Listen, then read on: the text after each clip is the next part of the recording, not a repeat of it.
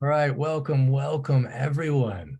I just want to actually start by just taking a deep breath in. And so everyone who's on this beautiful call, this Ancient Secrets community call, where we're living and applying the ancient secrets that have come down for thousands of years and seeing how they apply today. What are the ancient secrets, even if one of those secrets we apply today in a way that can change your life forever?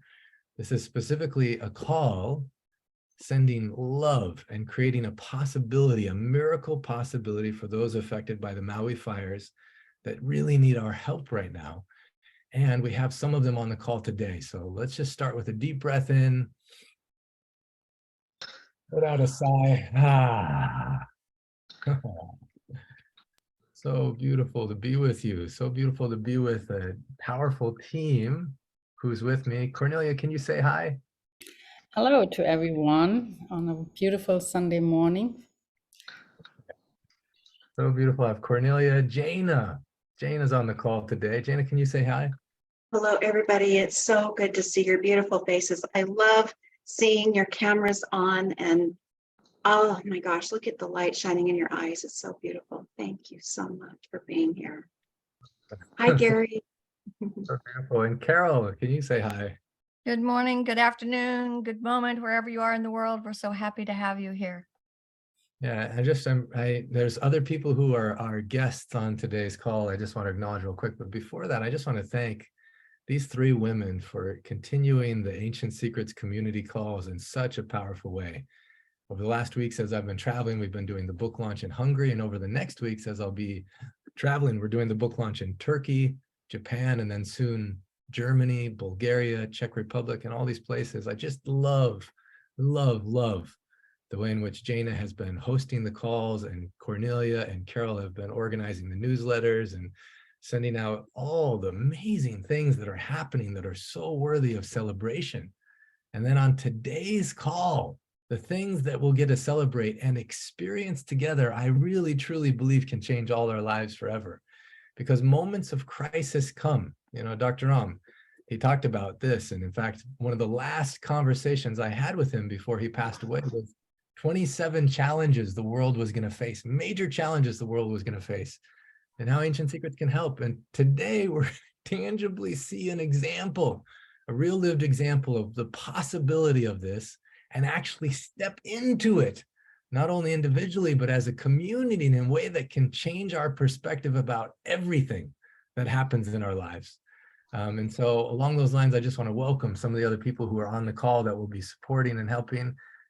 Just want to, with deep love and respect, welcome Mindy and Madelyn, who are going to be sharing in a moment. We're so glad it's almost 5 a.m. there, and they're joining live from the area affected. And we just want to tell you we love you and we're with you.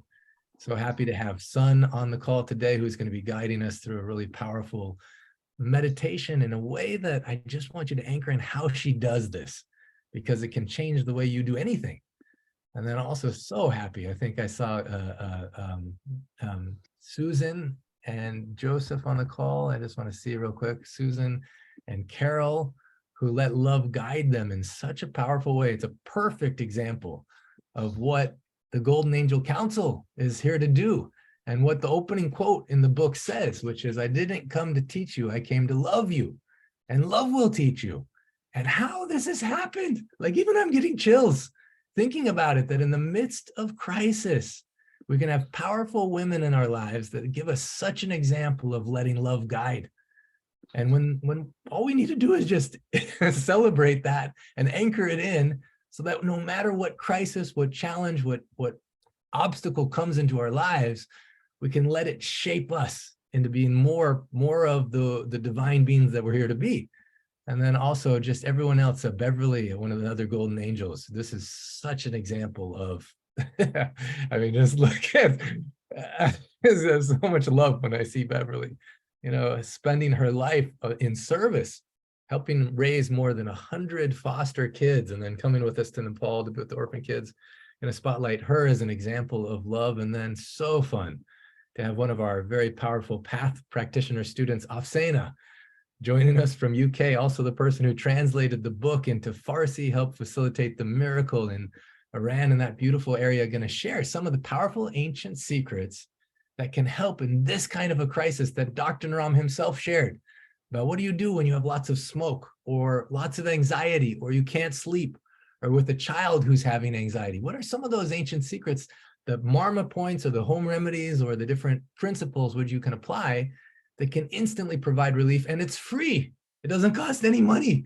You just have to invest your time, energy, and effort into learning them so they're inside of you in the moment that you need them. And so Afsenah, so grateful you're here. And then also Gary, Malkin, and Hope. I don't know if Hope is on this call, but just were on a powerful call last night. The Global Peace Tribe highlighted this whole experience for the Ancient Secrets family and sent out a blast of love to the world. And Gary and Hope, who are also right now in the midst of their You Awake program, just took time out of that focused itinerary to open their hearts to this possibility. And I love that you're here, Gary. So grateful that you're here. And I don't know, let's see if I just want to just real quick check if Hope, oh yeah. Hope is on the call. Yeah, I just want to spotlight Hope for everyone and just anchor in her name as well. The fact that Hope is here is more literal than ever. You know, that no matter, this is one of the principles that Dr. Naram said, no matter what is our challenge, our heartache, our obstacle has within it seeds of equal or greater benefit. Even if this one principle you take from Dr. Naram or from the book, Ancient Secrets of a Master Healer, and you really truly believe it and anchor it in, then no matter what happens on this planet, you can see it more as an Atiti Devo Bawa experience, that the divine has come unexpectedly to bless us. So as we get situated, Gary, we'll have you get ready to drop us from our head to our heart. But right before that, Carol Ray, can you guide us through a question just to engage everyone? Yes.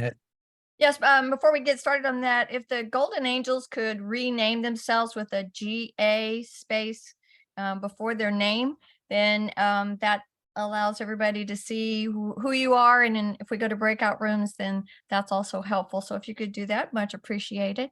Yeah, and also, I just want to say, if you're new on the call, welcome. If you don't know what is happening here, please go ahead and just put in the chat, I'm new, and we just want to send so much love to you. Thank you for joining us today for this really sacred experience around this global community getting together for a specific cause.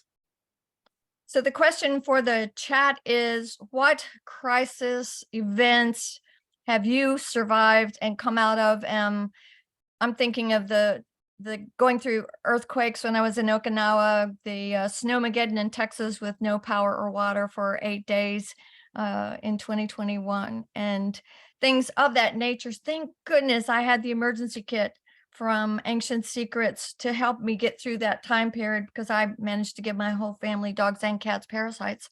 And luckily I had that in my kit. So I'm asking you, what events have helped shape who you are and that you've come out on the other side of, and that have helped shape who you are?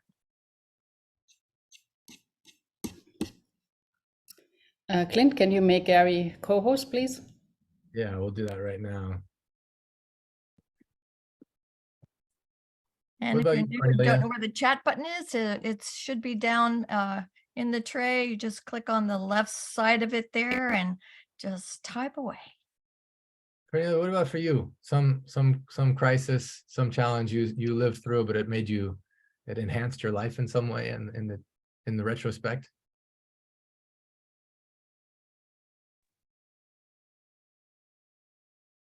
I think she's busy monitoring everything.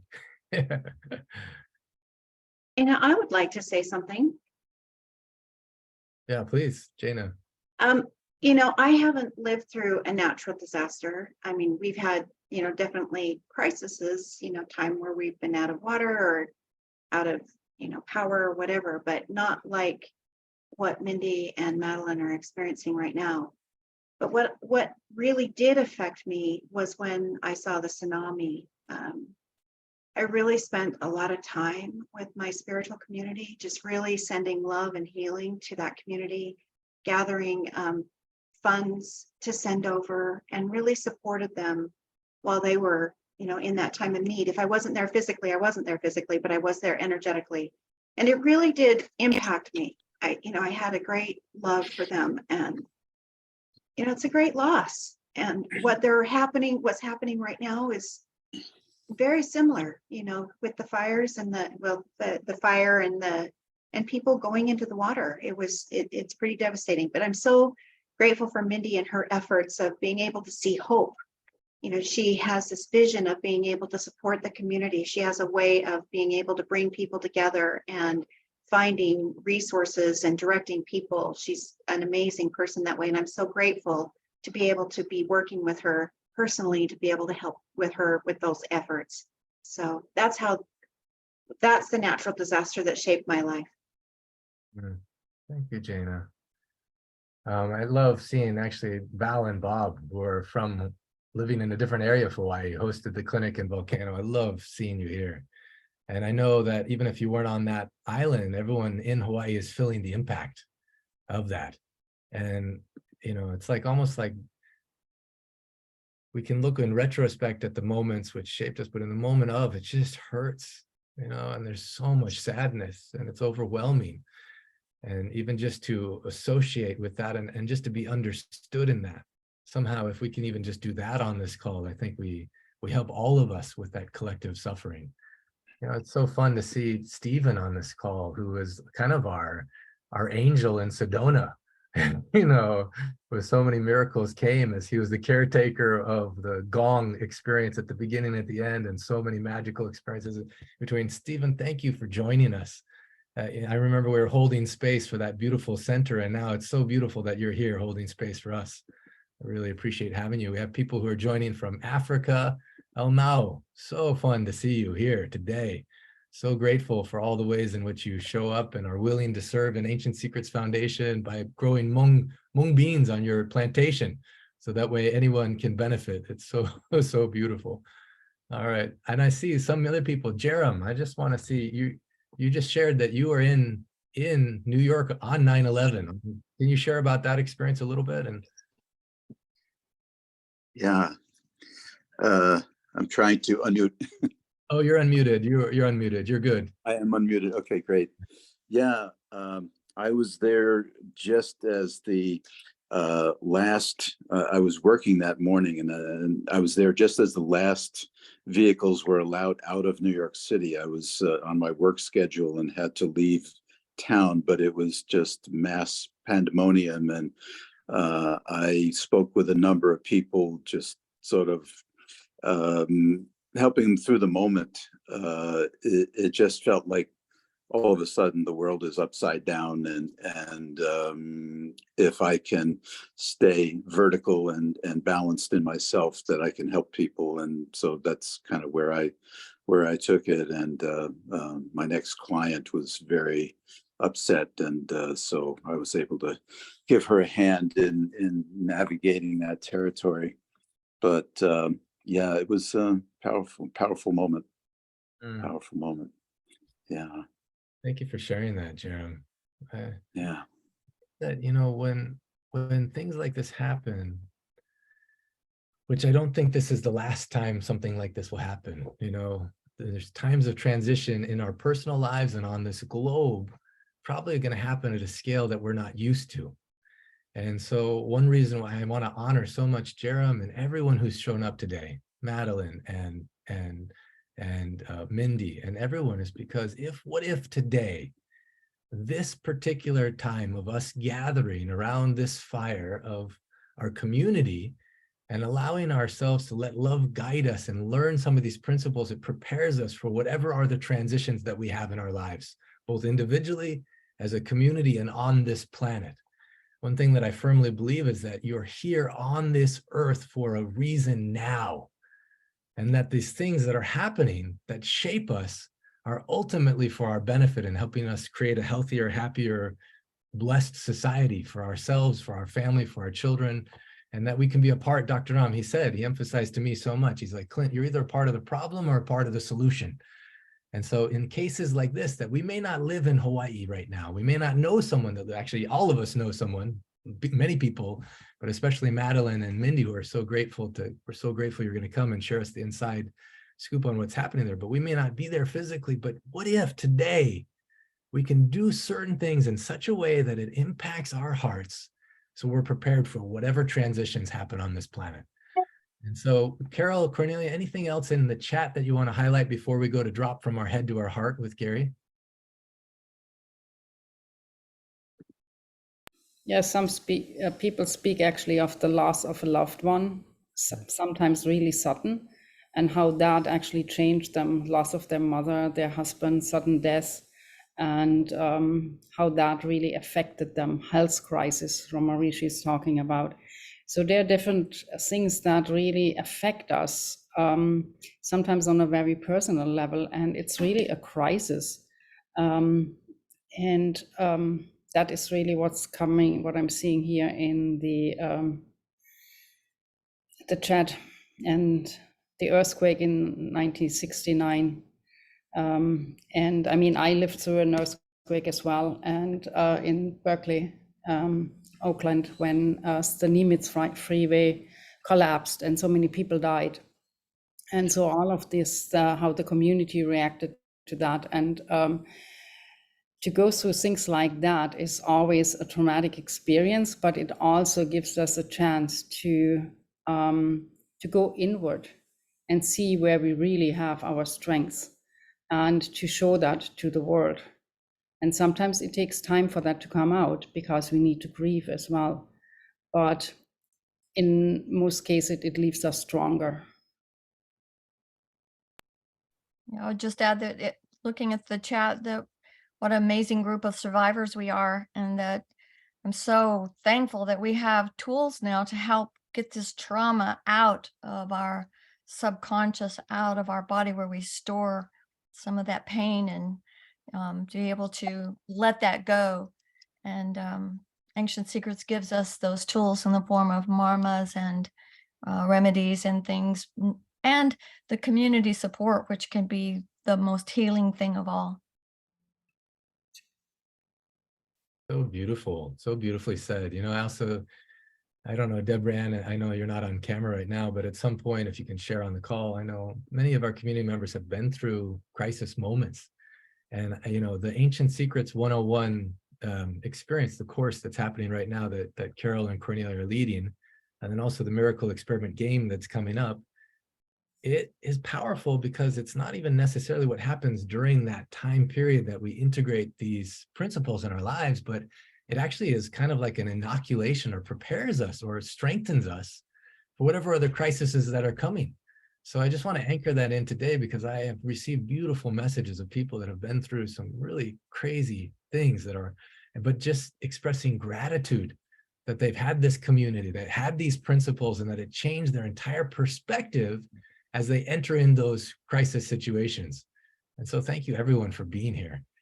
Gary, I want to hand it over to you. We'll drop from our head to our heart, and then we'll go into what are these ancient secrets that we can apply today that can help create miracles in our lives, for ourselves, for those we love, for those in Hawaii. And so I'm really excited. Thank you for being here. And Gary, handing it over to you. Thank you. Hi, Brother Clint. It's wonderful to be with you all. You know, I was going to play something that would just literally slow us down into the heart, but I realized that there's something I can play, and it is 8.5 minutes, but I really think it's important. I had the great honor of being one of the musicians that played 24/7 at St. Paul's Cathedral after 9/11. And a whole place was dedicated to serving the first responders. And there was different places in the cathedral where they were just taking care of the people going into the pit looking for body remains. And I went there. I had the great honor to interview these people who were serving 24/7 at the church, the first responders. And so I got a chance to hear in their voices what what a beautiful response they gave to the kind of trauma that's akin to what happened in Lahaina and in Maui. And I want us to feel the medicine of the compassion and the light that comes from the shadow, from that horrible trauma, because there's some great instruction that we can get from seeing the way the New York community rallied around the people serving. And I basically recorded these voices and put 30 hours of interviews into a 8-minute piece that was scored by music. It's a beautiful experience. And there's one moment when my dear friend talks about what it's like to face the pain and to just face it. And I think it's one of those moments we're in today, as Hope did last night in the reading, which was extraordinary, Hope. Last night, your prayer was just unbelievable. And so I just really want us to together sit around the fire of this listening experience and hold our hearts together in support of the people, both alive and who passed, as an honoring of what we all need to do now virtually, which is surround them with love. And this is called Voices from 9/11, a gathering in support of what the light that comes out of the shadow. And thank you for the opportunity, as always, to serve my beloved Ancient Secrets family. I love you guys, and so proud to be a part of you all. Okay, here we go. Just this is an audio experience. I'd actually prefer us, well, I'll leave the people to know, maybe let it be a listening experience, so that, but if you feel like, I'm not sure the random spotlighting will work, but I'll leave that up to you. But maybe start with just pure listening, and then you can use your guidance. Here we go. I suggest you close your eyes and just take this in, straight from St. Paul's Cathedral, only a few months after 9/11. Here we go.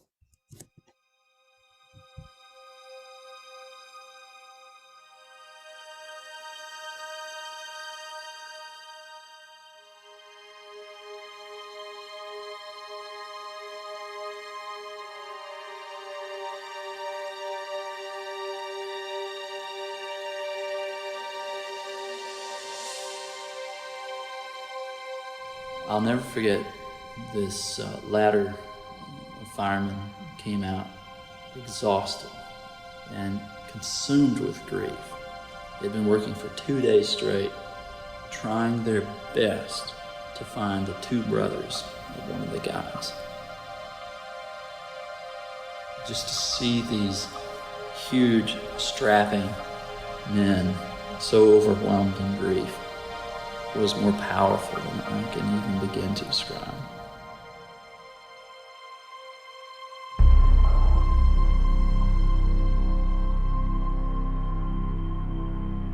We could see the towers and the smoke and stuff like that there.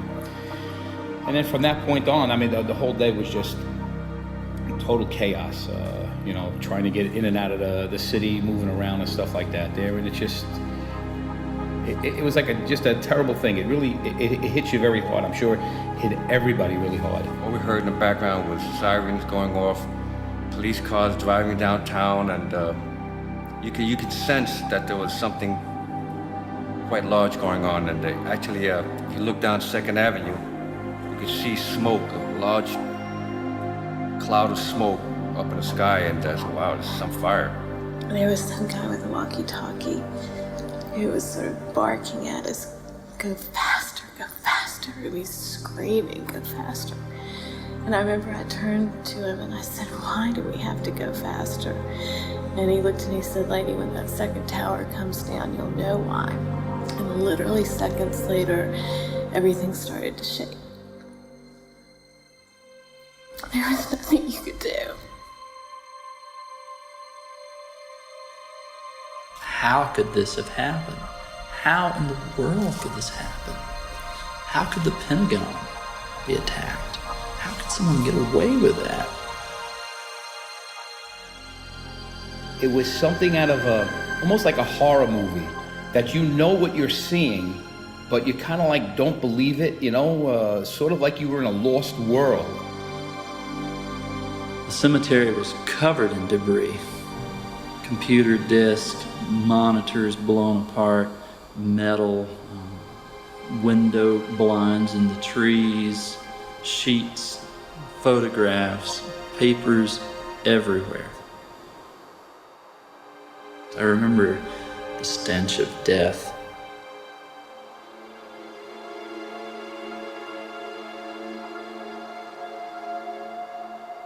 Well, I mean, my brain was running about 1,000,000 miles an hour, kind of trying to calculate what is coming at me, what do I do to protect myself, and then within seconds I realized there is nothing you can do.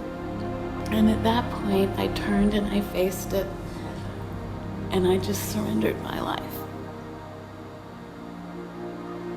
It was both an incredibly terrifying moment and an incredibly liberating moment. Because I feel like I'll know what that will feel like at the end of my life. And it completely reorients the way I live.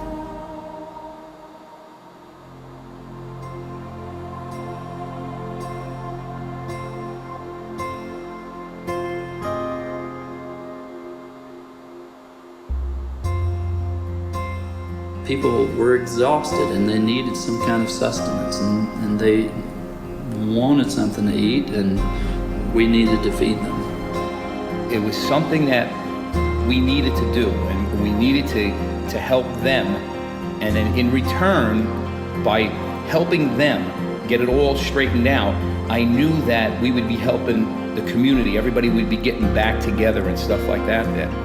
The number of people who thank us, the number of workers and firemen and policemen who thank us and tell us that we're all in this together, you walk away a stronger, happier person. I felt that I had to be here. I had to contribute in some way.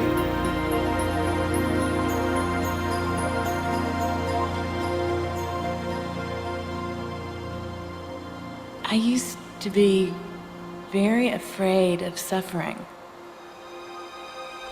But I really believe that one of the greatest gifts of this experience for me has been learning the ability to be present to suffering and pain.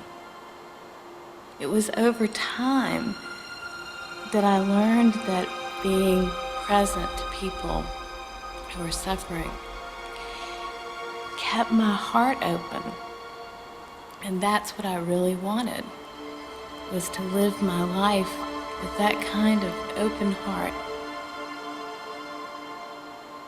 You look at people and you look at their eyes and you know the sorrow that they have, and yet it kind of gives you a little strength. It gives you the will to you know, I want to get up today and I want to go to work. I want to do this here, you know what I mean? Because it enlightens your heart. It makes you feel great.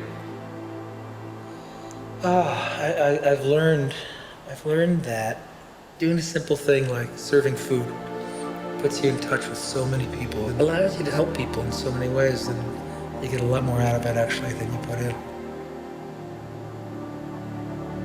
I think I'm getting a minor understanding of the concept of grace and just seeing all these hundreds and hundreds of random acts of kindness. If we can help even one person, then to me it was worth it.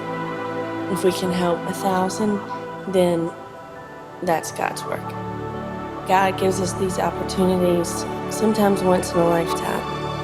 And if you don't take it, you could wake up one day and regret forever that you didn't take that opportunity.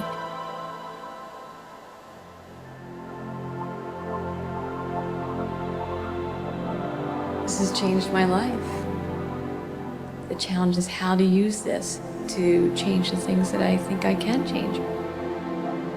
Now I look at life and I think I want to appreciate what little I have, and I'm going to hold it dear to my heart. And I'm going to spend more time with my wife, my family, and my friends, and not take too many things too seriously and not let little things irk me or upset me and just try to dismiss them and go on with my life and hopefully enjoy whatever time I have left on this earth.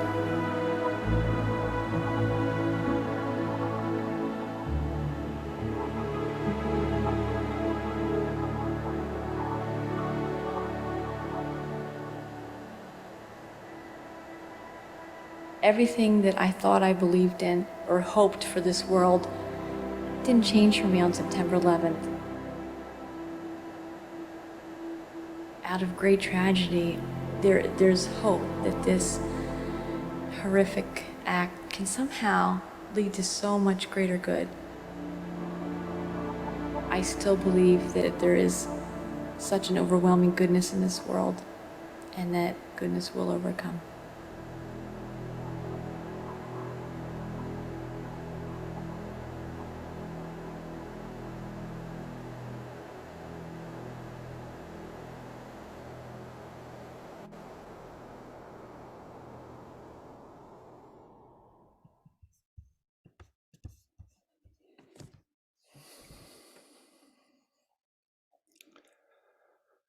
something about the direct testimony from the epicenter of a tragedy of that magnitude seems to be the only beautiful opportunity to bring forth at this moment what's happening for Maui, which is so unthinkable. I hope that you derived some beautiful gift from hearing that they affirmed the power of giving of yourself, and you might miss that opportunity in this life. And this is what the Ancient Secrets is all about, the community. And I'm just so moved. I haven't heard that in about 5-6 years. I created it about, well, right the months after 9/11. And I just proud to be a part of this community. And we're going to have that grief ceremony on the 28th of August that I'm sure someone will talk about. But just love you guys. And thank you, Clint. I know normally I never play things that long, but I hope you understand why. It feels like the magnitude of what's happening in Maui is very, it's similar to what happened in 9/11 in terms of the magnitude. So I love you and I'm with you, and thank you for the opportunity to share all my love. Yeah, thank you so much, Gary. Thank you for bringing those words in that connect us with, whatever traumas we've been through ourselves. Dr. Naram says, in this book even, that 80-90% of our physical illness comes because of unresolved trauma at some earlier stage in our life. And I love that you're holding the grief, this very sacred ceremony on Monday, August 28th at 4:30 p.m., where even one of the kahunas is coming. So anyone that feels like they can enter and join that space, not only it helps for those in Hawaii, but also any of our own unresolved wounds. Anyone, as you're listening to that, it triggers those spaces inside of you where you felt something overwhelming or challenging, and it just brings that up. I know that Dr. Naram, speaking about 9/11, he was a big proponent. Even the last chapters here, it talks about him getting the award from the governor of New Jersey and state of New Jersey for helping so many thousands of 9/11 firefighters recover again after that trauma, not just physically, but mentally and emotionally. And so it feels appropriate that you played that. Thank you, Gary. Speaking of trauma and challenges, right before we started this call, Mindy and Madelyn, who thank you so much for joining us. Actually, I'm going to just spotlight you as I'm introducing this part. Got on the call. It was still between 4 a.m. and 5 a.m. when they got on this call. And it's hard. And even in the moments where you see miracles, sometimes there's different layers. The adrenaline is there. You're all excited to help. And then the reality of the suffering hits. And I just want to acknowledge, Mindy, that you witnessed that, because more important than anything else, we want to be present to what is and understand the situation as it is. Now, for those that don't know Mindy or Madelyn very well, these are amazing people. Dr. Ram, one of his loves was helping anyone who is suffering. I don't know if I've met anyone who's alleviated more suffering on planet Earth, actually, than Dr. Naram. Even in his passing, so many things have happened. At the end of clinics at 3 a.m., we'd go out and we put blankets on homeless. I know Luke and Casey and so many others in this community do. And at one point, also Mindy came with me, and we were in Venice Beach, and we were actually cleaning toilets as a part of the 100-day experience. And then we're just giving blankets and things to those in need. And I was so inspired by how much presence Mindy had with those who are suffering. People that maybe haven't been acknowledged or looked at. She would be so present, looking in their eyes deeply, putting her hand on their heart and then just hugging them. And as she hugged, I overheard sometimes what she was whispering in their ears, just such beautiful words of they're loved, and they're divine, and giving them confidence. And I just saw, even on grown men, one guy, he hadn't had a haircut in a long time. She's cutting his hair, and other grown men, tears streaming down their eyes by that presence and that love. And so, what a gift that in all the people, that you could be there in that moment and be there to hold people on our behalf. And we want to hold you as you've been holding so many others. So let us hold you in this moment, Mindy and Madelyn. And can you just share what's in your heart and what you've been seeing and experiencing, and so we can be present for that before we do this meditation? Yowza. Yeah, so much of my life has been spent in the giving, and we are really getting, and yours too, we are really getting a fantastic opportunity to receive. It's the stories that are coming out of here, and what my daughter, we also have her best friend, one of her best friends, Mary, and her little boy with us. We're sheltering them as well. And just yesterday, they lost another friend. People are, There's still over 1,000 people missing. And that's not including all the people that tried to get away through the water and didn't make it. And it's all just destroyed. And it's absolutely unbelievable. You know, a lot of the people that are coming in, the first responders and the volunteers, every single one of them says that they were not prepared for what they saw. And being here and living in it and having, been there and made the choice to run is, it's really affecting everybody. This island has gotten really small, and there's still a lot of love, but there's a lot more grief right now. it is beautiful to witness everybody. Like, you run into somebody at the drugstore or the gas station, or And you just want to hug them. and there's just people in the aisles just hugging each other, sobbing. Lahaina was a town that you knew people when you went to the grocery store. You ran into everybody you knew walking around the street, and you couldn't avoid it. It was really small town.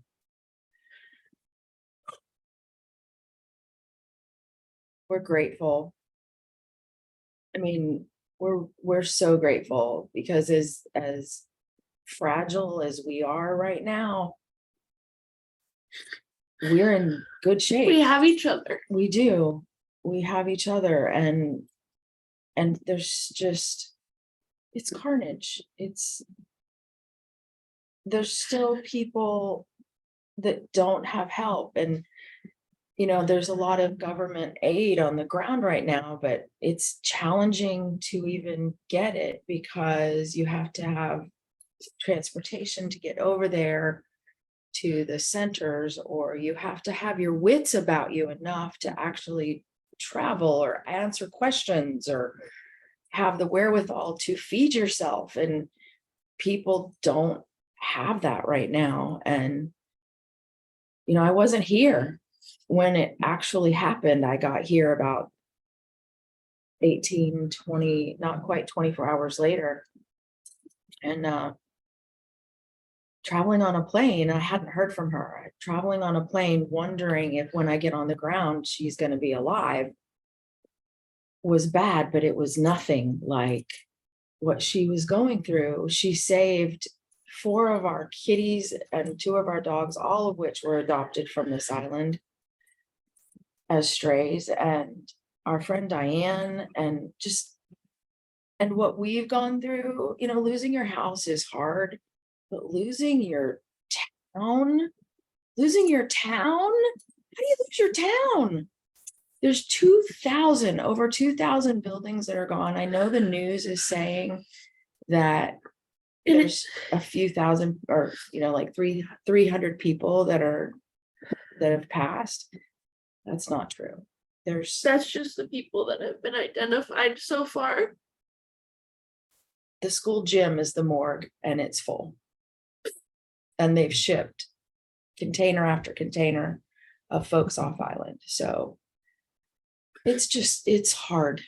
It's hard. The whole 86% of Lahaina no longer exists. And Hawaii in general is such a beautiful, heartfelt place on the planet. It represents aloha. Aloha is real, and it lives here, and it's had a heart attack. it's had a heart attack. So we're so grateful to all of you. Thank you. For being supportive and kind and sharing your hearts with us and allowing us to help our community even more. When I was talking to Susan, there's so many people that just, God bless them, keep calling and saying, what can we do? What can we do? And there's moments where you're just like, I don't know. I'm trying to remember to eat. I'm trying to sleep. I'm trying to love as many people as I can. I'm trying to solve the problems that are in front of me, whatever those may be, whether it's trying to get your medication at the counter, whether it's trying to pay for a sub for a family of 4 that this single mom is trying to buy at the counter so that she and her kids will have something to eat today, or, whatever it is.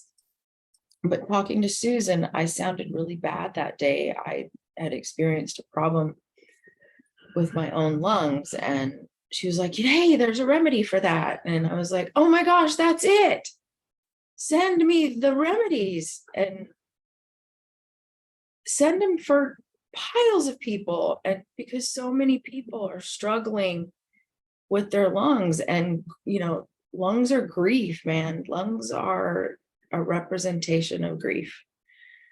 And that is a beautiful way that we can help. And the Marmaa points are really powerful, because if you literally have nothing, which is what so many have, literally nothing.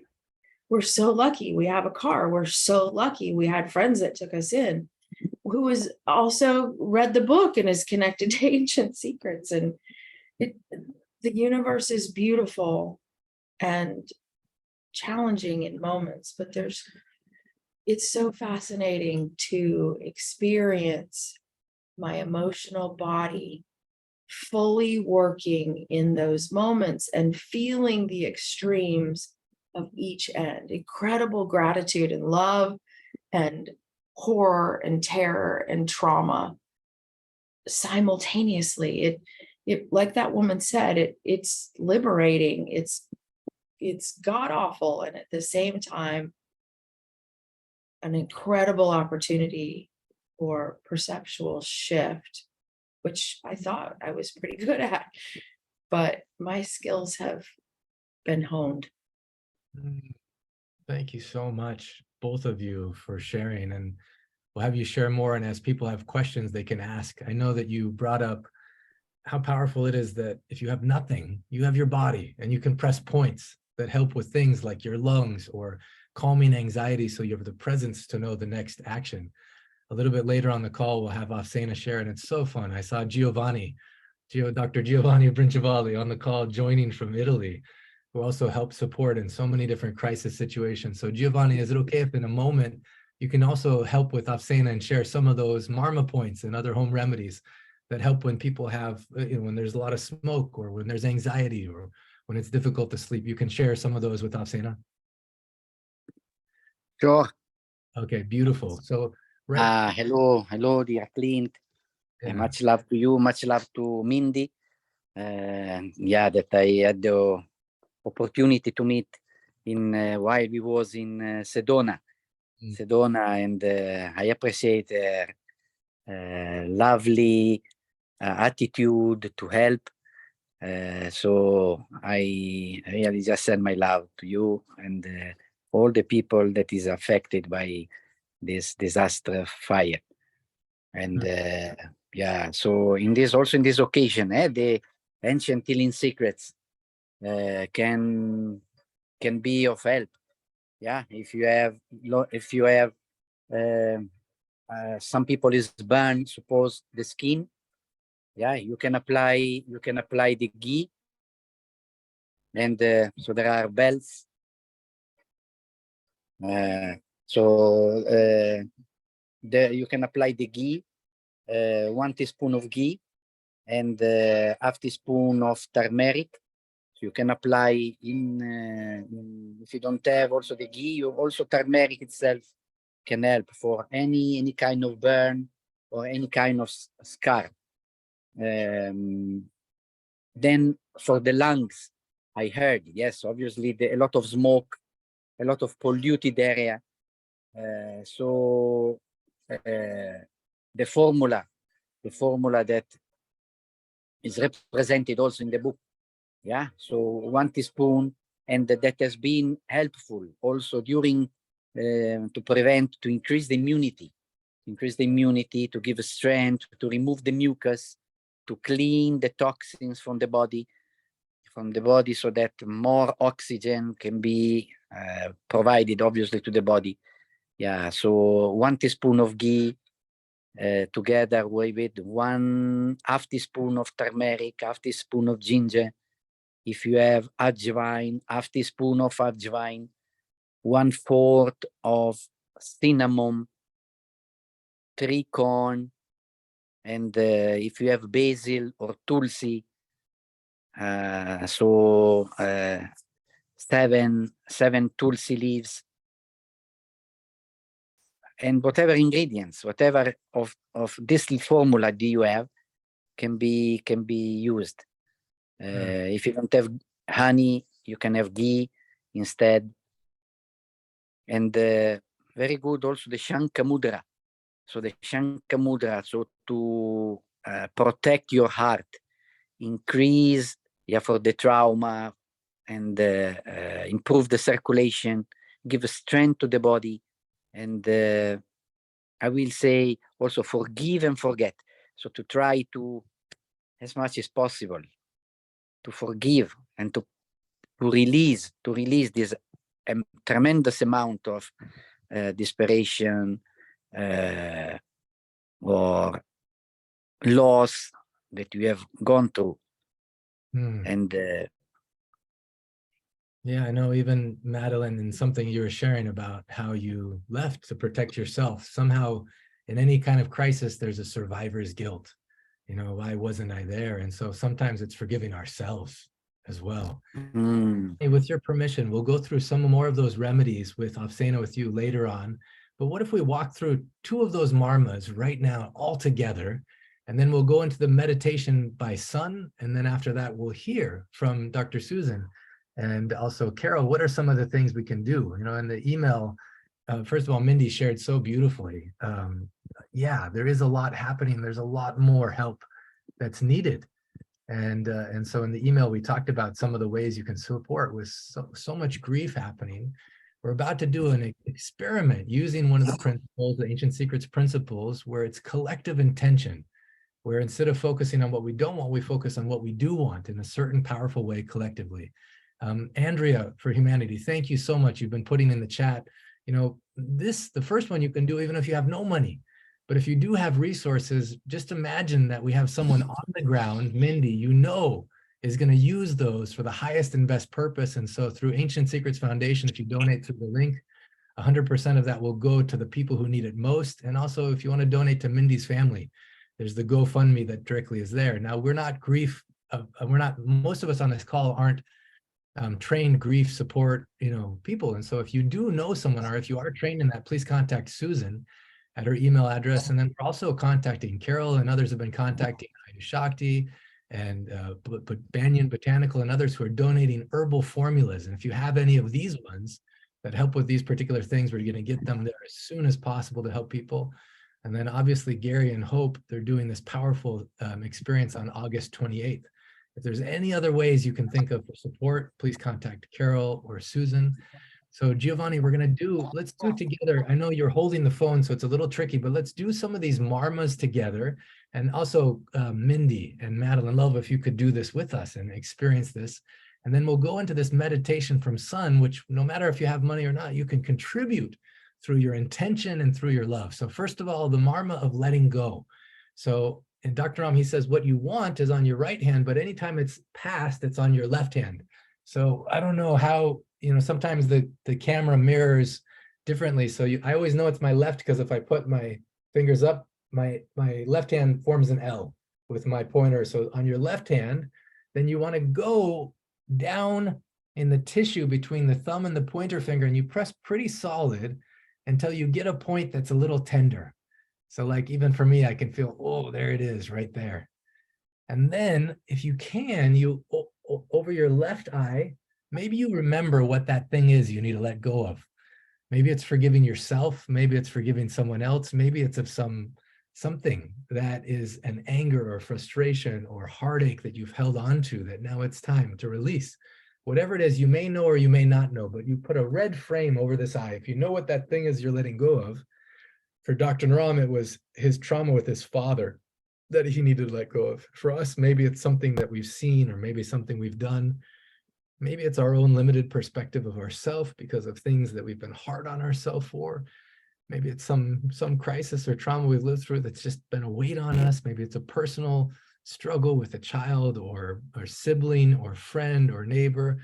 Whatever it is, that's now time to let go of. You press that point that's tender. So close your eyes, a red frame over your left eye. You press that point 6 times. 1, 2, 3, 4, 5, 6, and then you repeat after me. I forgive and I forget. I let go. And you press again 6 times. 1, 2, 3, 4, 5, 6. I forgive and I forget and I let go. And you press again. 1, 2, 3, 4, 5, 6.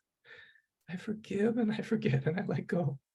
And then press again 6 times. 1, 2, 3, 4, 5, 6. I forgive and I forget and I let go. 1, 2, 3, 4, 5, 6. I forgive and I forget and I let go.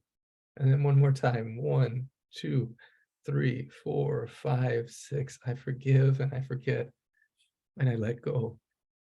Now, in this particular case, I'm going to have you put your left hand on the back of your head. Your right finger is going to press between your nose and your upper lip. And as you press, you're going to breathe in. And as we unpress, we'll breathe out. And we're going to do this 6 times. So go ahead and press and breathe in.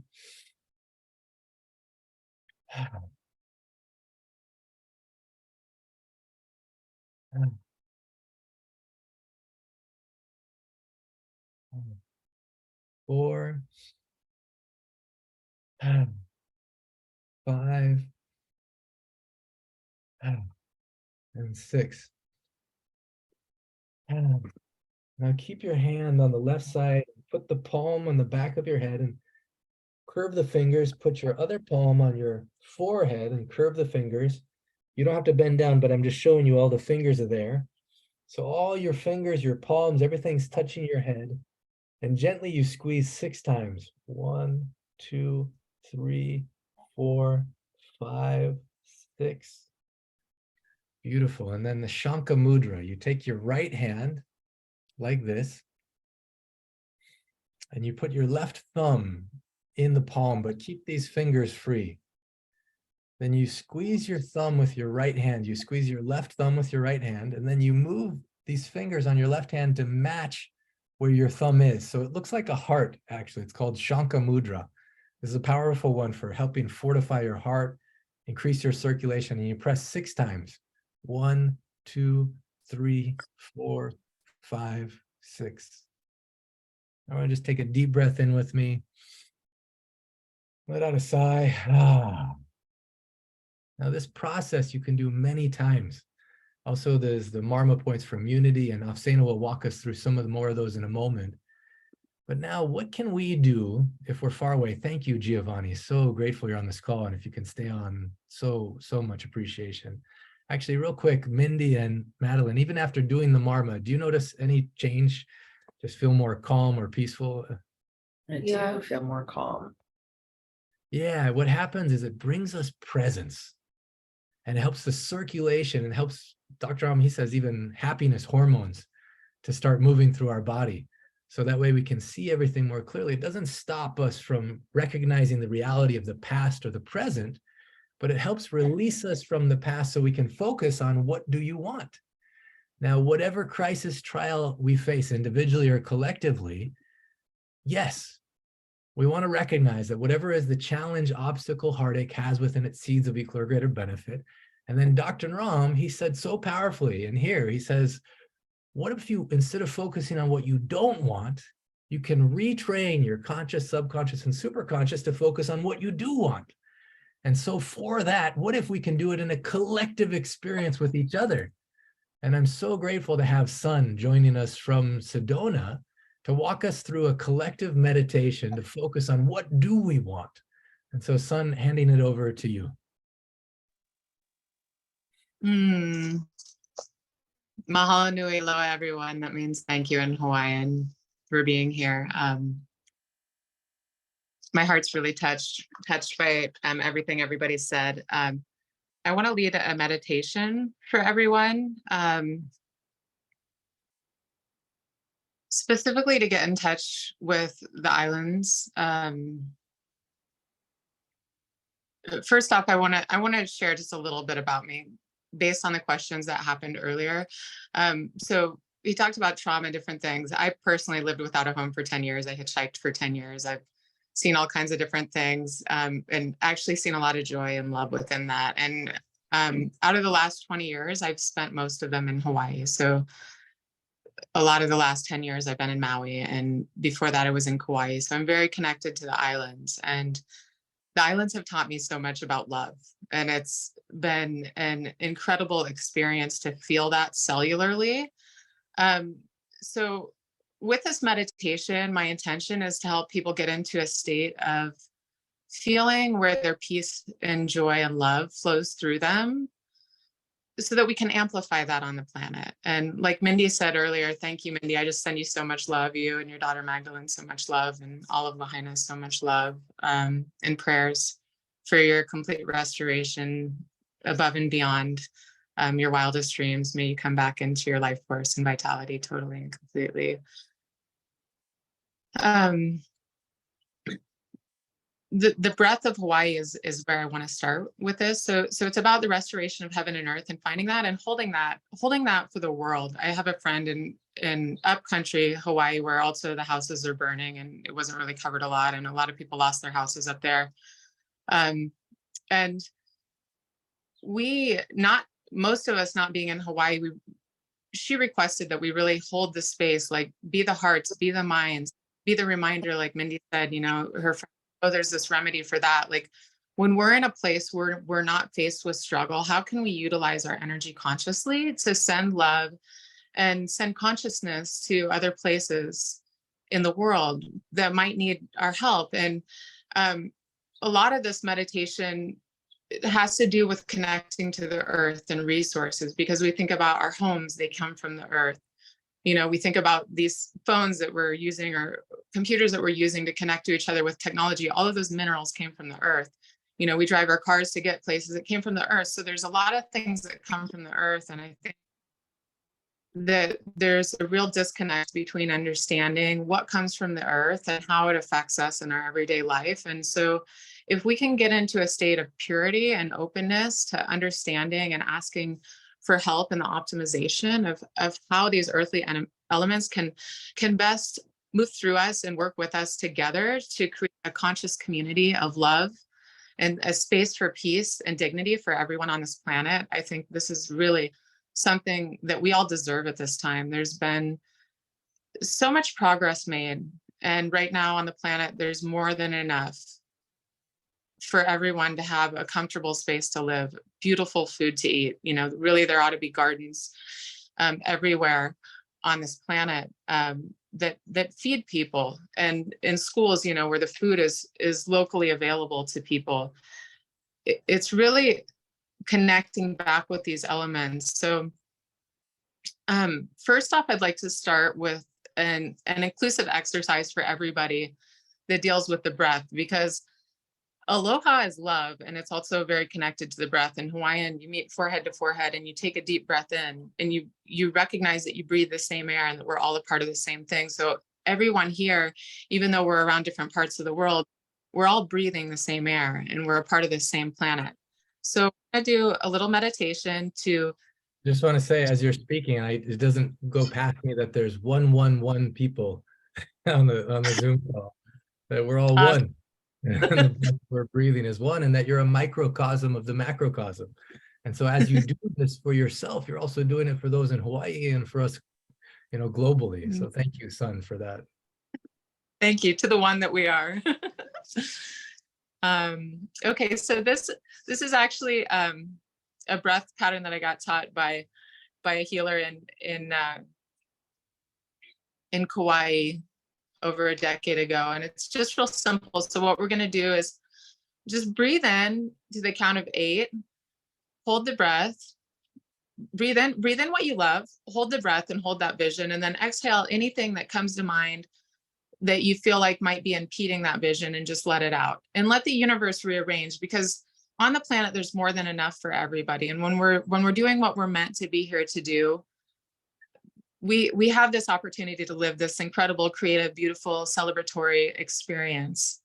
And so let's just ask for God, ask for the spirit of light, for the spirit of divine, for the spirit of oneness to come through us and help rearrange us to be open for that grace, love, and joy to be a part of our lives. So everybody just kind of count to yourself. We'll do this. I want to do it for about a minute, just so everybody can tune in with the prayers that are moving through them. So breathe in for the count of 8. Visions of what you love or need in your life.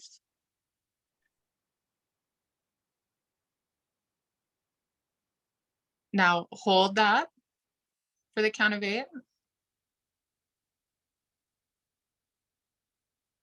Now breathe out anything that doesn't align with that for the count of 8. Now hold that for the count of 8. And repeat. Breathe in what you love for the count of 8. Hold that, what you love, within your heart. Breathe out anything that doesn't serve for the count of 8.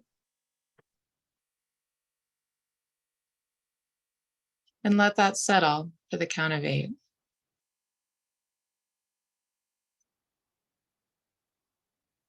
Breathe in what you love and what supports life.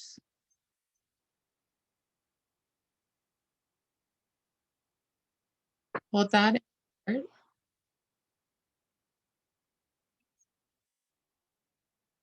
Breathe out anything that's not yours.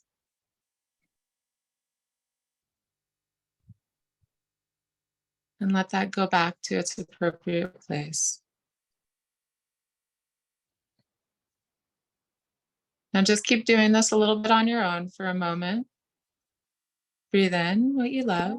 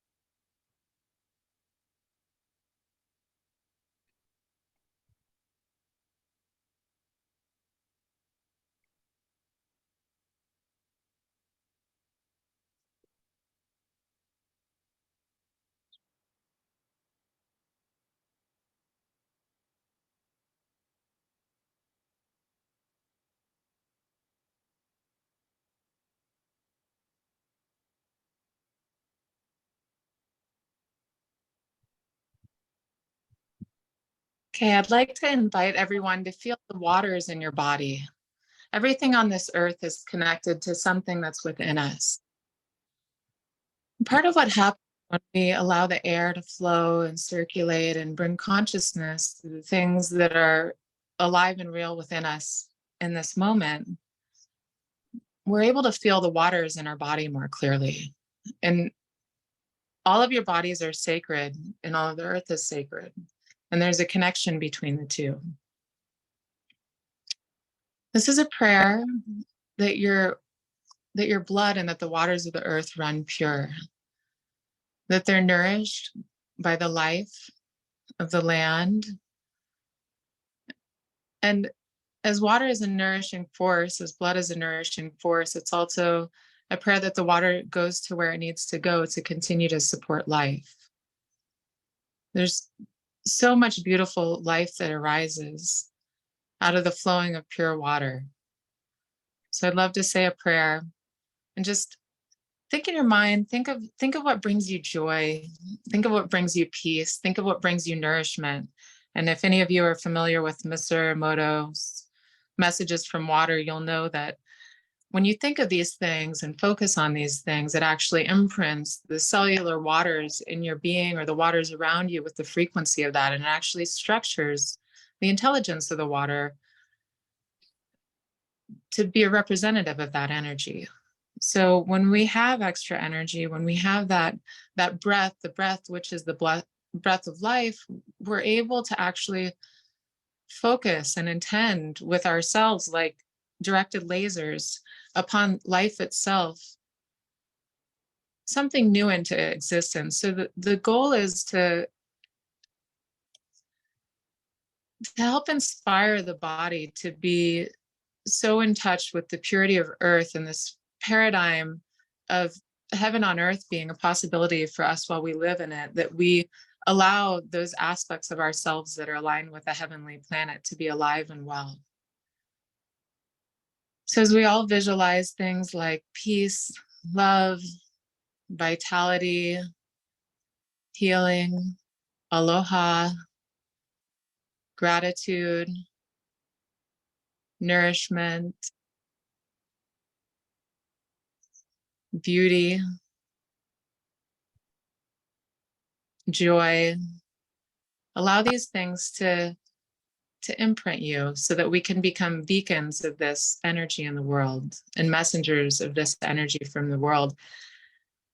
And what's happening with these bodies, our bodies represent the earth, and the earth is such a sacred place. The earth gives us so much. And Maui is actually a microcosm for the earth itself. People call Maui Mother Maui, Mama Maui, and many cultures call the earth Mother Earth.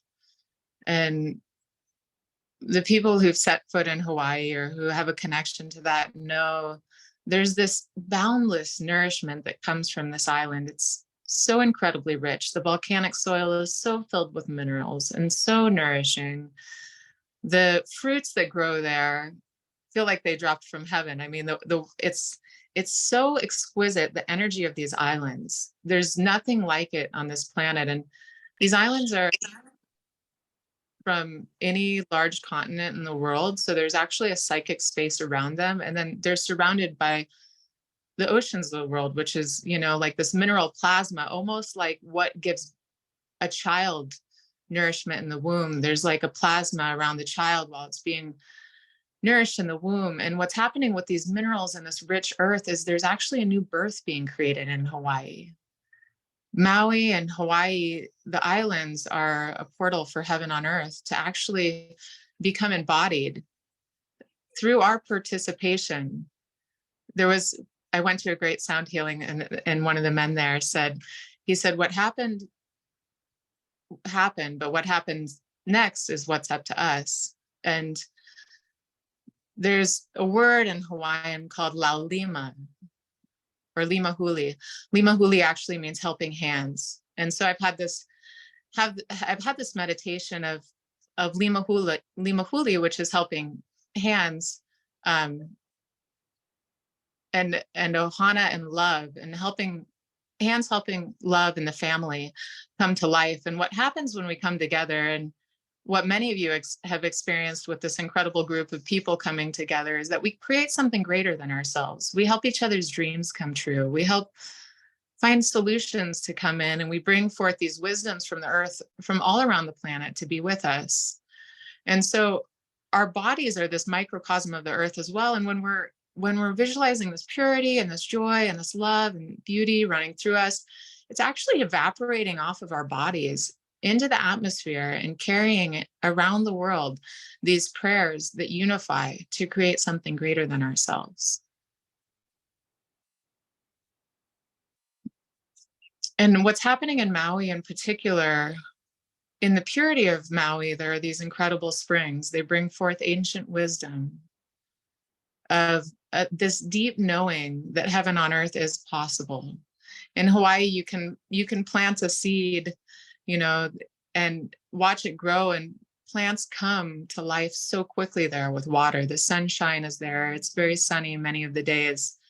There's a culture of love there, I think, in that it knows this potential of the earth to come alive in this heavenly realm where actually we don't need any guarding of the heart. The heart can be open, and actually the centers of the body can flow very freely. And in that, Hawaii is very much a role model to the world, and this potential space for the actualization of something that may be what most people are looking for. And in all honesty, I think the reason why many people go there to Hawaii to feel this energy. And I'd like to say this prayer for the understanding of our interconnectedness. And part of heaven on earth is realizing that no one on the planet is a tourist. We're all participants. So whenever we go somewhere, there's a gift, there's a wisdom in the earth, or there's a wisdom in the culture. And so I'd love to just invite everyone to be aware of that when you go places, that there's a gift for you from every place on this planet. And that no longer to look at yourselves as visitors somewhere necessarily. We're active participants in co-creating this heaven on earth paradigm. So for anybody who's been to Hawaii, for the people, the aloha spirit, carry that strong. And just like the rainbow connects from one pot of gold to another, think about the people in your life who feel like pots of gold in your life, where you feel that connection of light that comes alive within you, and reach out and connect to them, because whenever we feel that connection with people, there's most oftentimes this beautiful joy and beautiful nourishment that we feel, and invite them to participate in this global prayer for peace. I'd love to invite everyone who feels called to just continue doing this throughout your days, and continue to invite people to join in this prayer for peace on earth. Visualize what that looks like for you. Send love to the places that need it. I'm sure that there's places on this planet that have things going on that many of us don't know anything about. And we're very lucky with social media and to have Mindy on the ground in Maui representing this for us. And if something comes to mind, embrace it with love, because it may need your prayers and may need your attention.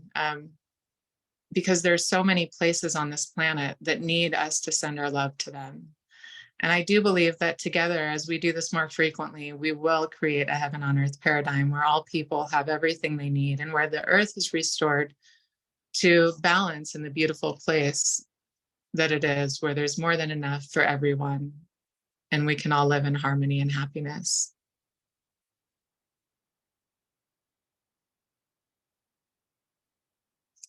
Thank you so much for your participation in this. I would also like to say a special prayer for Kiha Wahine, which is this freshwater spring of Lahaina. And Kihe Wahine is this original place of life in that village. And I would love to say a specific prayer that Kihe Wahine is able to be rejuvenated, that all of the people who carry the blessings of aloha and love in Hawaii be supported in everything they need, that the elders have a platform to share wisdom, and that the people who have come to this planet at this time, like Clint said, we all came here for a specific reason, that they have a platform to share the wisdom so that we can walk in a way of beauty beyond our wildest dreams, and collaborate to really create the most extraordinary experience for all things, where we celebrate the sacredness and we get to live within that sacredness of life as a way of being. Thank you, son. So if everyone, we can just hold in our minds an image right in this moment of this beautiful island of Maui and this community which has been scorched. And imagine in your mind the purity of the water and the nutrients, the vibrant nutrients of the land, and the greenness covering and taking over the blackness and growing with a vibrant color of green and all the colors and all the fruit, replacing all the scorched with life, that the water and the nutrients and the earth and the sun nourish and nurture, so that not only the land becomes restored, but the people become not only whole, but better than whole, vibrant and alive, that the spirit of aloha and the spirit of ohana and the helping hands reach together. They feel more connected than ever in one heartbeat, in one breath. And that as we see this beautiful land regrowing and its vibrant nature and aliveness, the green and all the colors of the fruit and all the colors of the heart, that it spreads not only from Maui, but to all the islands of Hawaii and beyond, to all of us on this call, wherever we are in the world, that the water in us, the purity in us, the sunlight and the vibrancy of the earth, that everywhere we walk and everywhere we step, we see more and more of heaven on earth, that we hold that space in us, that we are here for a reason, that we're part of the solution, and that life is flowing through us for a reason in this moment. That heaven on earth is possible for us in this lifetime. And just take a deep breath. Take a deep breath together in. We'll take a deep breath in. Let out a sigh. Just go ahead and gently open your eyes. And I encourage you now to go ahead and switch the view on your camera. You know, up in the right-hand corner, sometimes there's a view, and you can see actually all the people on this call and see the beauty of these people. That they're a part of heaven on earth, you know, that they have the purity of life running through them. See if you can see the beauty and the grace and the power that this being is on the planet right now to share their light, their wisdom, their love, that the nutrients which flow through their soul are here to savor, you know, for all of us to benefit from. And that this light and this love can flow from us, each of us, all over the planet, to bless and benefit all of creation. Thank you, son, so much for sharing that powerful possibility in meditation. I want to actually just acknowledge each person on this call. Thank you for giving us the possibility to listen to our hearts and listen to the possibility of what happens when love guides us. You know, one thing I love, son, about what you shared is, you know, we don't have to know how it works. We don't have to know all the answers, but we just have to hold the vision of what do we want. And in this possibility of letting love flow through us, I just want to hear from Susan for a moment, because she's a microcosm of the macrocosm, you know, and when she heard about this, and even I love that Beverly and Andrea for Humanity are on the call. Beverly had this vision of going to Nepal.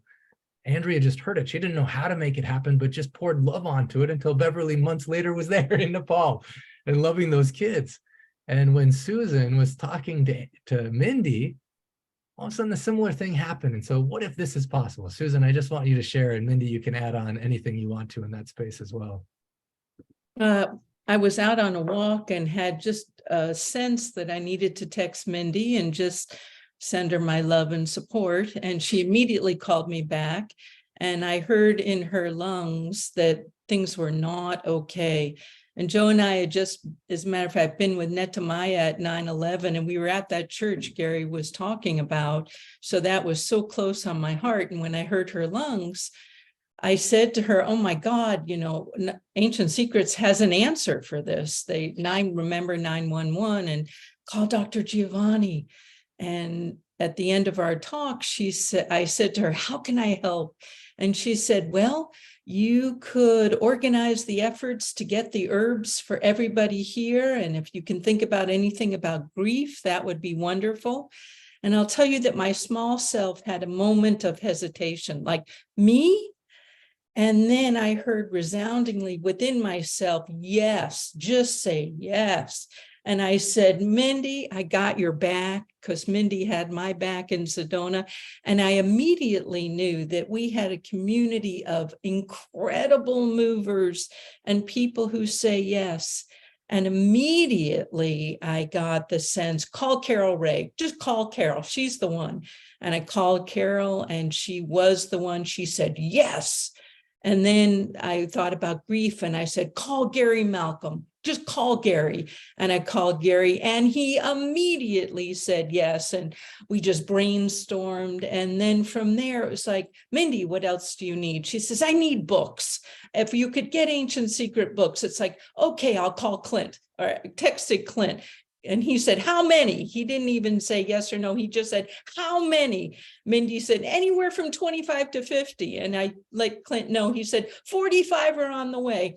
And I will tell you all, within an hour and a half, these miracles just went boom, boom, boom, boom, boom. And, you know, it was, oh, the GoFundMe, and Mindy, you know, it was like, okay, Mindy, what do you need? Money. We need money. Okay. And then a landing page. And Mindy said, okay, Jenny will set up the landing page. And I am not kidding you. It went so quickly that it took my breath away. And only because I said yes. And then I'm connected to this community. And I had the memory of Sedona, where we created miracles together. And it's been a life lesson. I'm a person that has a lot of ideas, but never had a community that could help manifest. And now it's like astonishing to me. And I'm just thinking, okay, where are we going now? What are we doing next? Because this is a world that needs our love and support. And it's been a life-changing experience. And I just want to add one more thing. I want to just mention the eternal nature of all of us. And for those souls who have left the planet, they're eternal. And as much as we grieve and are sad about the losses, they're continuing. And that's always going on this planet. So I just wanted to remind us all that we are all eternal. Yeah, thank you for that. You're welcome. You're A welcome. powerful example of when we don't get in the way, we let love flow through us. I don't know, Val and Bob, you have so much wisdom and you're in that land and you know the land is alive as well. I want to come back in a moment. Carol, I want you to share your experience, and Mindy, but real quick, Val and Bob, anything as you're on this call, because your presence is, I love that you're here. Anything that you want to share about the land being alive or letting love guide us in this moment of need? No, it's so hard to find. It's so overwhelming for us. We've just been in shock. You know, I grew up in the islands and used to go to Lahaina to play in the 70s and 80s. It was just such a wonderful place to go to. But I think the biggest thing we can do is keep the aloha in our hearts and extend that aloha to other people. And Mindy, bless you. Yes. Yes. I was deeply moved by everything that's going on. We've just been kind of in a daze since this has happened. And yeah, I would think so. Yeah. Yeah. But and I'm so thankful that Therese was there for you. Yeah. So perfect timing that they were on island at this time. I think it's really about aloha. It's really about love. It's really about understanding the human to human and soul to soul connection, because we are all connected on a spiritual level. We can't not be connected. It's not possible. And we have to allow that love that we come from, that love that we're made of, the love that created who we are, to shine through and to encompass those who are in need. So, Mindy, this is a virtual hug.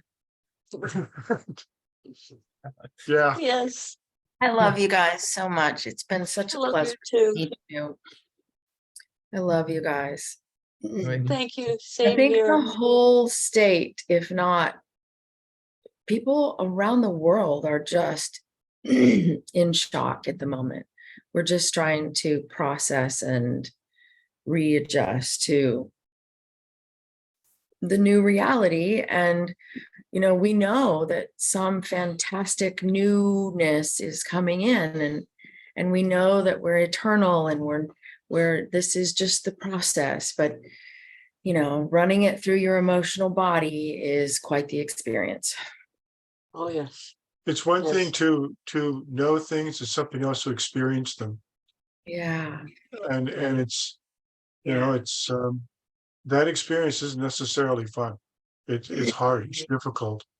These are the kinds of experiences that mold personalities and set people on different courses. And we got to have that love connection. Otherwise, we don't exist. Agreed. You know, I think so many of us, especially on this call, right, which is probably a perfect reflection of humanity at large. So many of us have run into incredibly difficult times. Incredibly difficult times. You know, in our little microcosm, Madelyn had a brain injury. She was kicked by a horse. I was in that blizzard in '78. Madelyn was in the floods in New York and Vermont last month and had to evacuate. And now this, and not to diminish the experience, but to embrace the knowledge that there is joy. It doesn't go away. I don't necessarily lose it because it's still there. The knowledge of what I learned is still there, but you take it with you forward into your life in a way that begins to not impede your ability to experience joy, and you utilize the wisdom that you gain to make your life even stronger and more peaceful in the moments that the next big thing comes. So for us, I'm oddly grateful for having had all those other difficult, challenging times, because I know that this is just another one, and that I can love people through it. We can make a difference, and not to diminish it in any way, but the feelings that are currently happening, this too shall pass. It comes in waves. And, you know, sometimes you're gulping and sometimes you're meditating, but it does pass through us. And as all of you have experienced difficulty and challenge and trauma, you keep walking and breathing, and you don't necessarily get to the other side, although in many ways you do, but you do arrive in a place where joy lives again. Thank you, Mindy. One thing that I want to acknowledge is you're so good at both, knowing we can experience both simultaneously. We can feel the grief of the loss, and we can also feel the gratitude for the loving hands and the possibility that we have, that we can be part of the solution. Yes. Val Bob, one thing I love about you is you give so much love, and you understand that you don't have to have a lot of money or any money to benefit. Like I saw Bob, even while I was staying in their home, he was sending loving energy through Reiki and other things to people, different parts of the planet, just out of the pureness of his heart. One reason I love what Sun did for us today is because it gave us a chance globally to connect and realize that, you know, even in my silence, I realized money is an invention by humans. It's not actually a real thing, except we all collectively agree it does. So when people do use that energy to bless, and Mindy, so humbling and beautiful to see what somewhere between $20,000 and $30,000 already contributed to help support you and those that you love, Wow. and everything else that's coming. Thank you so much for that. And if you don't have money to give, what can you give? And so that's why Susan, wow, thank you for letting love guide you. And Carol, Ray, wow, thank you for letting love guide you. And Gary and Hope and everyone here, you know, as I'm watching the people on this call contribute even $5 or $20 or whatever, or send your love or your prayers, I just get so happy and like wow, this is what life should be like. You know, that we grab hands with people around the world and we focus where it's needed and we pour that love where in whatever way we can. And so, you know, son, thank you so much for being on this call and sharing your love in this way. And Giovanni, thank you so much for showing up and helping us remember the ancient secrets, you know. And Afsenah, I know we're not going to have too much time, but just in a moment, Afsenah, if you can share, we shared 3 videos of Dr. Naram. What I want to do is I want to move us into a space where we can say, okay, how can I be part of the solution? And how can I do it in a way that's joyful and nourishing for me? You know, sometimes we help, but it's at depletion of our own resources. And so Afsenah, you do things with so much joy and you serve in so much power. Can you talk about what's in these videos, the videos, and then we'll go into a conversation about what each of us can do. We'll do some breakout rooms and we'll end this call on a really high note. But Afsenah, can you talk about what Dr. Ram shared with us? Yes, of course. First of all, I have to say a big thank you to you, Dr. Clint, because had it not been for you, we wouldn't have known about Dr. Naram and we wouldn't have had these videos. And of course, a big thank you to my Dr. Giovanni, who is always like a rock behind me. Dr. Naram, there are 3 videos that Dr. Clint has kind of interviewed Dr. Naram about different problems that fire can cause. And they include problems with breathing, with debris getting into the lungs. And I mean, as you said, we don't have time. I can type them for you, but just in case I make a mistake, I can read it very quickly from just from just writing down what is in the videos. Which one would you like me to do, Dr. Clint? Yeah, good question. I would love it if you copy and paste into the chat to start with, and then what if we do next Sunday's call? I don't know, Jaina, what the plan is exactly, but are you free to come on next Sunday's call where we can even practice the Marmaas and practice the home remedies together? And then we can send this out in the newsletter. So if you know anyone in Hawaii, similar to what we did in Turkey, you know, when the earthquakes came, all of a sudden we spread the ancient secrets and it spread throughout in such a beautiful way that soon Giovanni and I were going to Turkey, and where we couldn't even get the book in, all of a sudden the publisher took it up. It's in the 3rd printing before we even do the book launch, because we just spread with pure love. And so Afsenah, if you could put those in the chat, and then next Sunday's call, if we can go through them in detail, I think that would be really powerful and helpful. Does that feel? I can't copy and paste into this chat because what I've typed is on my mobile and I am on call on my PC. Yeah, no problem. But how about Carol, do you have the ones that she shared in the WhatsApp chat to the Path Practitioner? Yes. Yes, and I think they've already been the links here and they're being uploaded to the website, I believe. Oh, beautiful. So actually, yeah, we did show you a Marmaa for 2 Marmaas for the lungs. And one of them is you take your right hand, the middle finger where it joins the palm, you count 4. So you put 4 fingers like this. And then the end bit where the small pinky finger was sitting, that is where you press 6 times. 6 into 6, that is 6 times. Now you press 1, 2, 3, 4, 5, 6, and then again another 6. You can do this all day. And the other one, again, this is for lung function. The other one for breathing difficulty. If you have somebody is unable to breathe, you would do it on the left-hand side. Left hand, again, the middle finger, where the line is, you put 4 fingers, and the 4th finger, you press 6 times. Press it hard. These are the Marmaas that Dr. Naram was showing in the video with Dr. Clint. And of course, with any kind of disaster, there is anxiety, And this is what I've been taught by Dr. Smita as well as Dr. Naram and Dr. Clint himself. And it's you take your pointing finger and your thumb, and as you press, you create a white frame. And whatever is your problem, you just basically visualize it that is gone.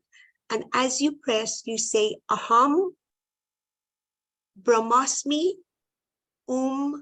Shrim. Aham Brahmasmi Shrim. Aham Brahmasmi Shrim. But you have to visualize that what the problem is going away, and you have to believe in it, and it works wonders. So Aham Brahmasmi Shrim.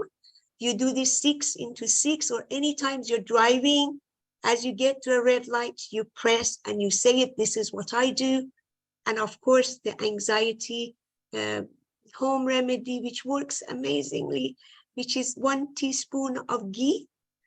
Even if I am not at home, I always carry nutmeg and other home remedies that Dr. Naram used to carry. And I just put a teaspoon of nutmeg, ghee, and I put a pinch of nutmeg. I use a lighter to heat it. You can heat it on anything, but don't make it too hot. If you're too anxious and too lifeless, you can put a pinch of saffron or a thread of saffron. And then when it's heated, check it on your hand that is not too hot. You just get a dropper and you put 2 drops in each nostril. And I do this, when I do this, I do the forget and let go. You know, it works beautifully. Of course, there are a million Marmaas that we learned thanks to Dr. Clint, who facilitated the 3-year training following our 100-day training. So if you haven't done the 100-day training, please do it, because you will be able to serve every day. Thank you, Dr. Clint. I am so grateful to you. So Thank grateful. you, Afsenah. And I love that you shared the remedy from page 31. And we did the Marmaa point earlier, but this remedy where you put the ghee, heat, slightly warmed in your nostrils, amazing how much calm, cool, collected, how much better sleep is. A very powerful experience. And Afsenah, thank you This so book much. everywhere. And I love that you take the emergency kit with you everywhere too. Oh, definitely, everywhere.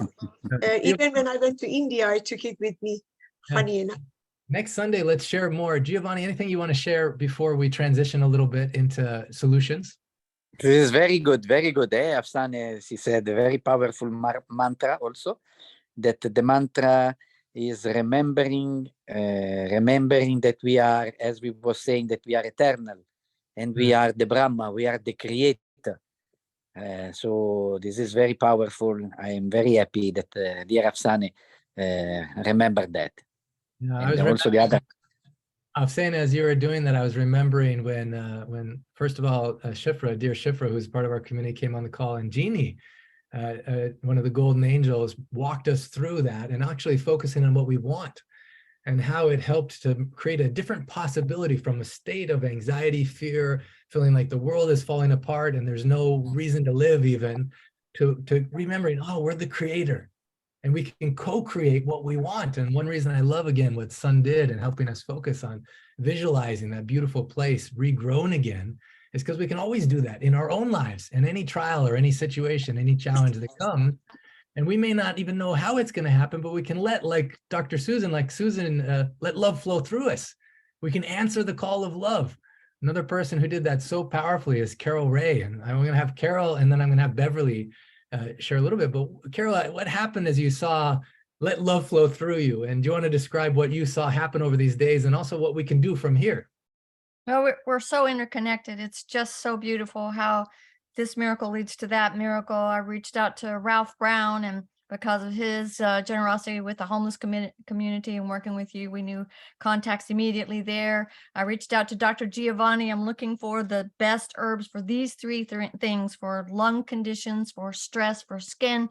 Got that all the way automatically, just within minutes. I reached out to Irish Shakti, and this is what we're asking for. So we've got those connections. We're so powerful. Dr. Smita responded saying, yes, we want to help like in 9/11. Please tell us what's What can we needed. do? Yes. Yeah. So it's been that kind of thing. And I also just wanted to say about the ears for children, because I know Mindy's got this beautiful child in her home who's in kindergarten, and she was saying she'd been up with him, just sleeplessness and night terrors because he's lost everything, including his kindergarten he was about to start. And I reminded her of the ears and being able to whisper, "You're safe, it's going to be okay." And then in panic, we cross our arms, and you could even squat down if it's a real panic attack. So we have tools, we have community, we have inner strength that this is bringing out. And we have friends all over the world. I saw Daniel Devananda's post about the mudslides in India and the lost family members there, and what's happening in California, and what's happening with our friends in Alaska and Canada. So we have tools, we have hope, and we come together in so much more strength in our unity than the parts of our world where we find reasons not to be connected. So I'm so grateful for the opportunities. Thank you, Thank Carol. you, Carol, so much. And that just that moment that Susan called, and I sounded like a 30-year 5-pack-a-day smoker there for a minute. Just what happened from me struggling in that moment, and the incredible response and bubble eruption of love that happened out of that. I'm so grateful to all of you. Susan, you're a rock star. Thank you for putting your imposter syndrome momentarily away, darling. And what she actually said to me, she said, "Okay, I'm on it. I'm on it." And it just felt so good to know that help was on the way. So many people have supported us in the ways that they can, and the community in the ways that they can. But you just never know, and how sharing your own vulnerable moment is going to turn into this incredibly huge, beautiful thing. Thank you, Carol. Thank you to all of you so much. Thank you, Clint. Thank you, son. I just want to say how important it is to ask, what do you need? What do you want? Not assume we know what you need. Yeah. That's what makes this so perfect, is you said, this is what I need, and this is how you can help. And that makes a huge difference than someone making assumption. We'll give you what we think you need. Right. It does. Well, what happens is, in these moments, you don't know what you need. You got 3 brain cells firing, and, you're just trying to make it through another day, keep walking and breathing. But in the moment that my own human vulnerability was showing, it helped me see what was needed, because what I needed is what everybody else needed. We need some lung remedies. We need some grief tools. We need, it was really beautiful how it all evolved. All of us want to help, but we're in that moment of trying to calm and hold up our own humans. And we don't even know, we don't know what to say. We don't know the answer. So it was a really beautiful opportunity that the answer just flowed through my own struggling lungs. And it turned into this. I'm so grateful. Yeah, when you are able to, first of all, if you don't know what you want, you can go through the Marmaa points. Right. Start by saying, what do I want today? Right. And by simply saying what you want and be able to express it, it's amazing how the universe can reorient around supporting you in that thing that can lead to the next thing, lead to the next thing. Yeah. And what if everyone on this call, what if more is possible through you than you ever imagined?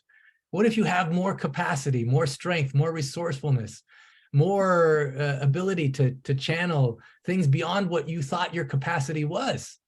And Mindy is an example of that. Dr. Susan is an example of that. Carol is an example of that. And Beverly, this golden angel. Now, Beverly, we're going to spotlight you properly on another call, but I imagine in raising over 100 foster kids, you faced a lot of trauma. and you faced a lot of grief and you faced a lot of unexpected things in your life, and you responded with love, and you learned a lot in that process. Is there some wisdom or insight you can give us today? And we'll spotlight you more on a future call, but something from your heart, some wisdom or insight that you can share with us about what we can do in these kind of moments. This morning, I'm so grateful that Mindy and her family are safe together. But, and I love you, Mindy, so much. I love you too, girl. I love you so much. What's coming to me is what's happening to all these children, families, and whatnot that are separated, have lost parts of their family. And for me, it's living a life of a Tiki Diva Bawa.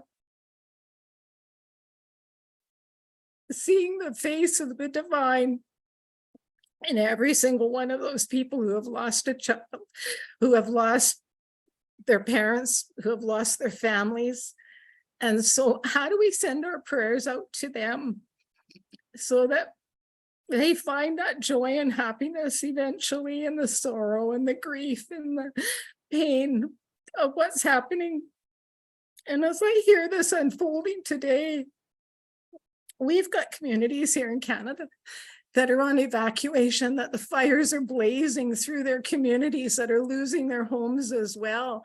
And so I'm aware that, yes, I mean, thank you that this is all coming out for us to help in Hawaii, but I can't go to Hawaii and help Mindy as much as I'd love to go and put my arms around her. I can help in my own communities here. And so seeing those, I've lived my whole life seeing those traumatized children and a Tiki Diva Bawa, the divine, in not only the child, but in the parents that have gone through the pain of separation from their children and whatnot too. So as we reach out, seeing the divine in it all. Beverly, thank you so much for not only connecting us with the love of those who have lost, but of those in our own family. What if we can use this experience today to expand our hearts to those in our own home, to those maybe we haven't talked to in a long time and we don't know how long we have with them, to reaching out and saying, please forgive me, or I need your help, or I love you, or I forgive you, or whatever it is. But what if our neighbors and our community, we can expand this love and like Sun was talking about, create heaven on earth where we live, just through our intention and our capacity to let love through us beyond what our capacity we think it is. And so in this moment of time, we're going to go into a breakout room. But before that, while we have Mindy on and Beverly and everyone on, I just want to make sure we do our tradition. So, we have this tradition in Ancient Secrets where we put our hands together like this. And we think about Mindy and her family, all those in Hawaii. Think about all those in India who are struggling from the floods, or others in California, or any who are suffering on the planet that need it. Put all your love, all your intention, all the vision of what you want for them and for this planet. And you can just actually unmute yourself and you can say, I love you and I'm with you. I love you and I'm with you. I I love love you and I am you with so you. much. I'm with you and I'm with Love you. you and I'm with you. Oh, Love you, and and I'm with you. I love miss you, you. Mindy. Mindy, we Love love you and you. I'm with you. Love you and I'm Love with you and everyone I'm in with you. California. Aloha Hawaii, I love you and I'm with you. Love you. Love you and I'm with you. Love you and You I'm are with with you. you. You're in my huna prayers. With you. Lahaina. Love you and I'm But with isn't you. that love? You are Isn't You and such I'm love with you. love so you. wonderful? You. Oh, so beautiful. I love that moment in which the world gets connected and just saying, I love you and I'm with you. Thank you so much, Mindy, for being open, and also your daughter, Madelyn, to share from your heart. Son, anything that you want to share in conclusion on this call? Anything that you feel inspired to share?